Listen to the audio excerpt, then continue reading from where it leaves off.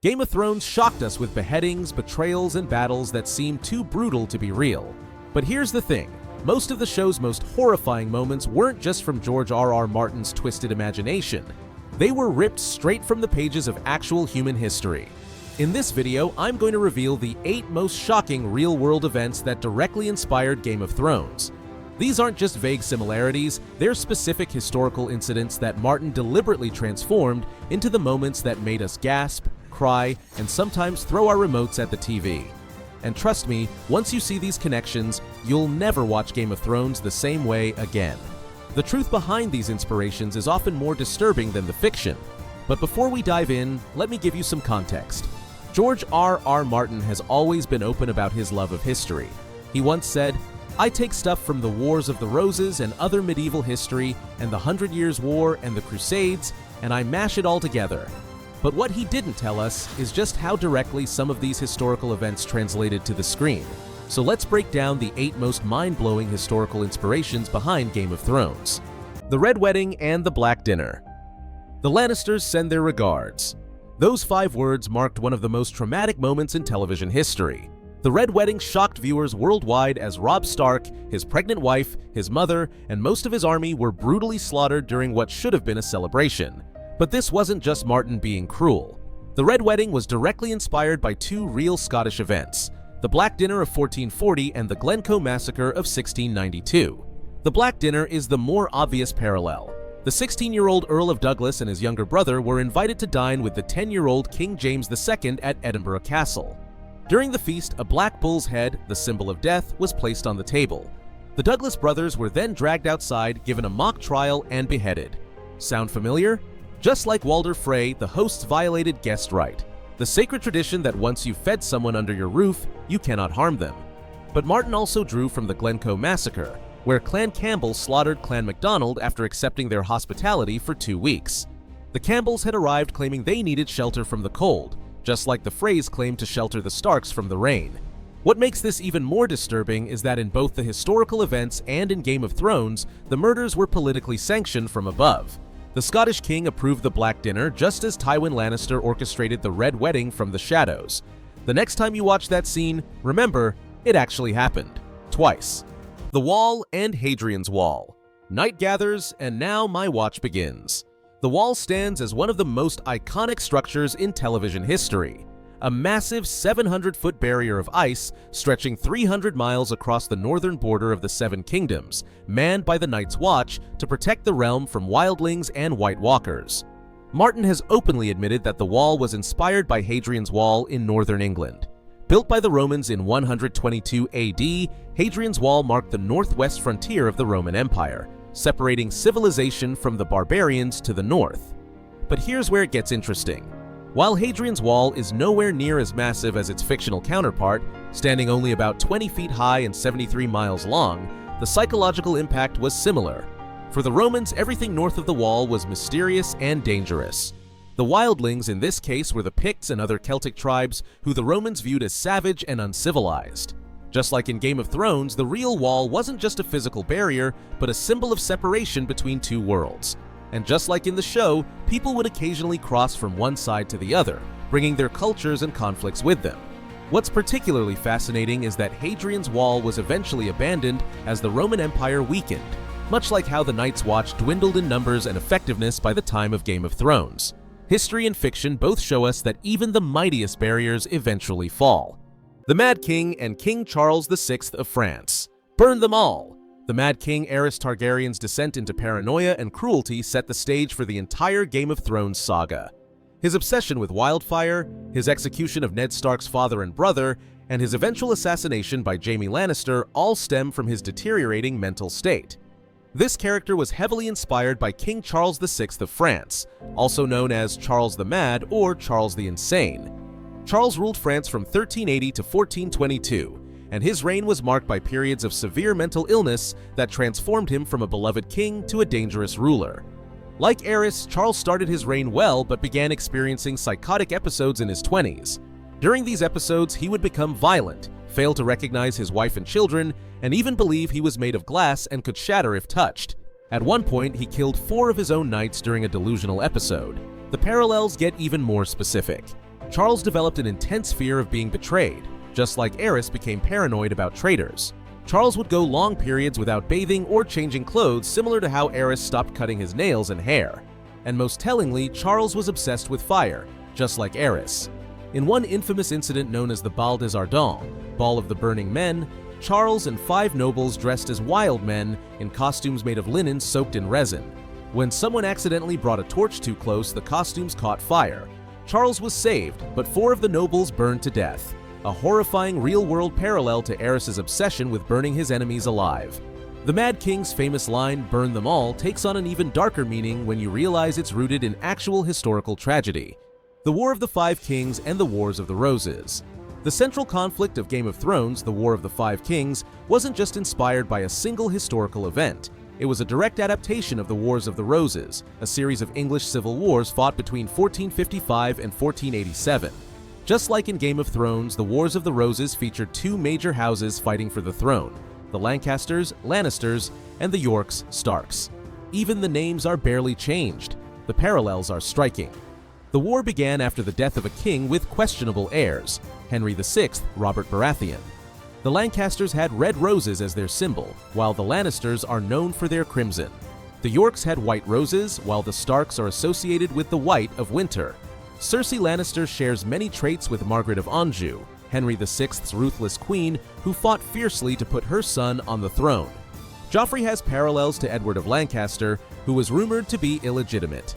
And the Kingslayer title given to Jaime Lannister echoes the fate of Richard III, who was accused of murdering the princes in the Tower. Even specific battles have historical counterparts. The Battle of the Blackwater mirrors the Battle of Castillon, where the English were defeated by French forces using wildfire-like weapons. The Red Wedding parallels the Battle of Tewkesbury, after which Edward IV executed many Lancastrian supporters who had sought sanctuary in a church. What makes this particularly fascinating is how Martin twisted history. In reality, the Lancasters were actually the good guys who eventually won through Henry Tudor, later Henry VII. Martin flipped this, making the Lannister-inspired family the villains and giving the Stark-inspired family our sympathy. Daenerys Targaryen and Cleopatra VII. Daenerys Targaryen's journey from exiled princess to powerful queen has captivated audiences worldwide. But her character draws heavily from one of history's most famous female rulers, Cleopatra VII of Egypt. Like Daenerys, Cleopatra was the last of an ancient dynasty, the Ptolemaic line, that had ruled for centuries. Both women were forced into exile as children when their families were overthrown. Both returned to reclaim their birthright. And both used a combination of political marriages, charisma, and military strategy to build their power. The parallels go deeper.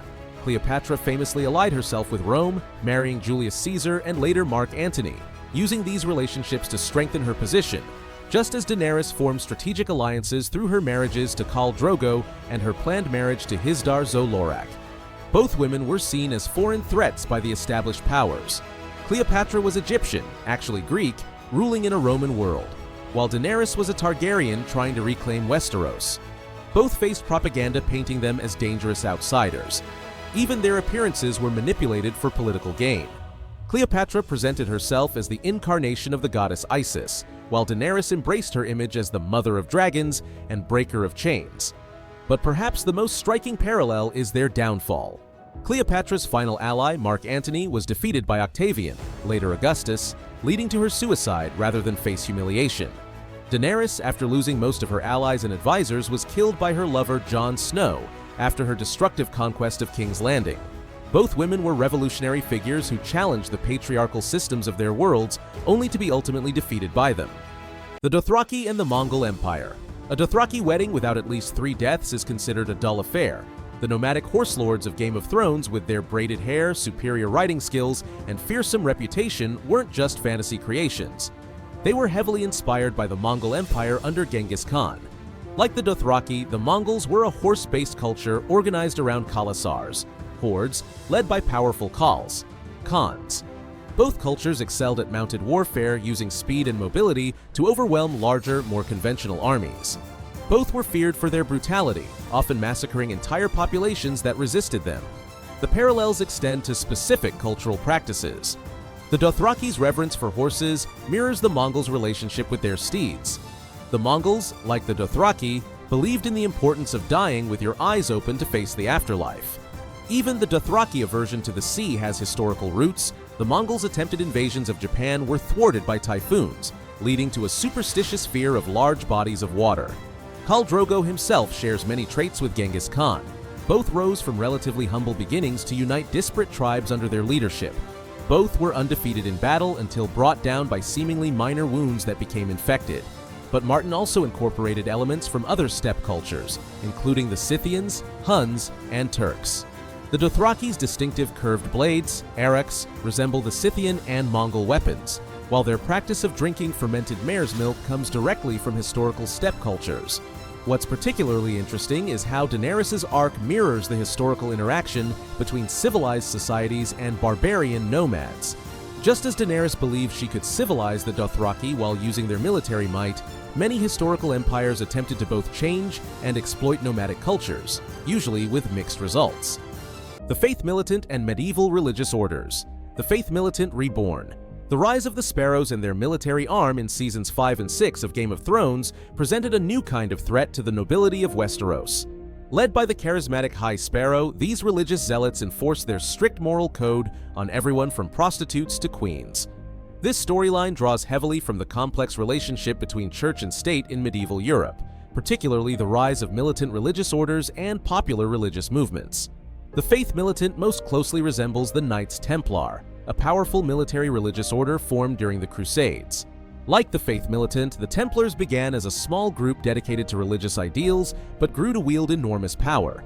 They answered only to the Pope, not to local rulers, just as the Faith Militant claimed to answer only to the gods, not to the Iron Throne. The High Sparrow himself has parallels to several historical figures, including Girolamo Savonarola, a Dominican friar who briefly took control of Florence in the 1490s. Savonarola, like the High Sparrow, came from humble origins, rejected luxury, and gained power through appealing to the common people's resentment of the wealthy elite's corruption and excess. Cersei's Walk of Atonement, one of the most humiliating moments in the series, was directly inspired by real medieval practices. Jane Shore, mistress to King Edward IV of England, was forced to perform a public penance walk through London for the sin of adultery. Similar punishments were inflicted on other women accused of sexual transgressions throughout the Middle Ages. What makes this historical parallel particularly interesting is how it captures the genuine tension between religious and secular power that shaped European history. The Faith Militant's rise wasn't just a plot device. It reflected the very real challenges that medieval monarchs faced when religious authorities gained too much influence with the common people. Valyria and the Roman Empire. The doom consumed it all alike, and neither of them turned up again. The mysterious, advanced civilization of Valyria casts a long shadow over Game of Thrones, despite having collapsed centuries before the main story begins. With its superior technology, vast empire, network of roads, and eventual catastrophic fall, Valyria is clearly modeled after the Roman Empire. Like Rome, Valyria expanded from a small city-state to control much of the known world. Both civilizations built extensive road networks connecting their territories. The Valyrian roads are still used in Essos, just as Roman roads remain in use across Europe today.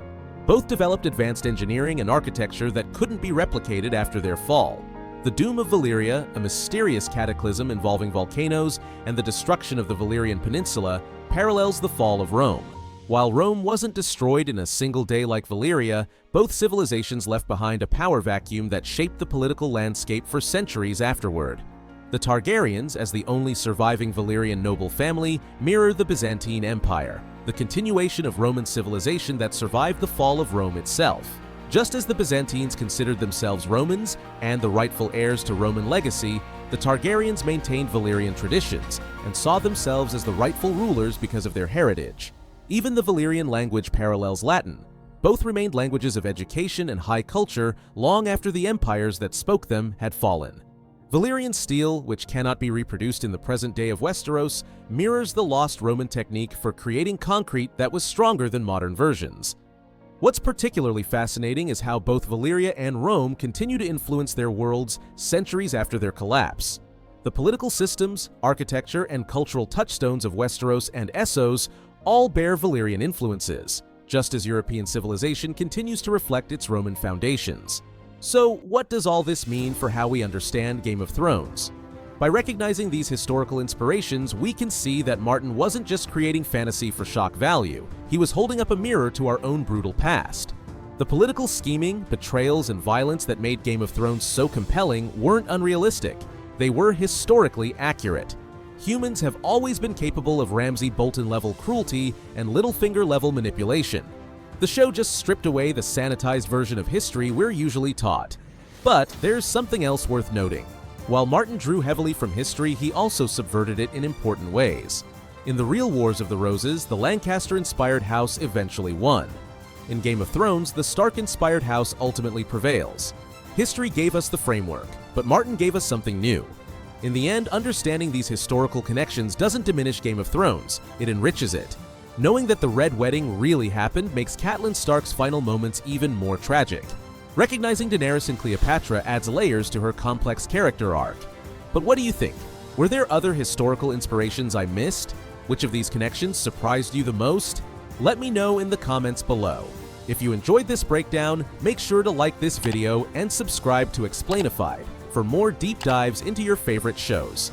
And check out our video on House of the Dragon's historical inspirations to see how the prequel series draws from different historical periods.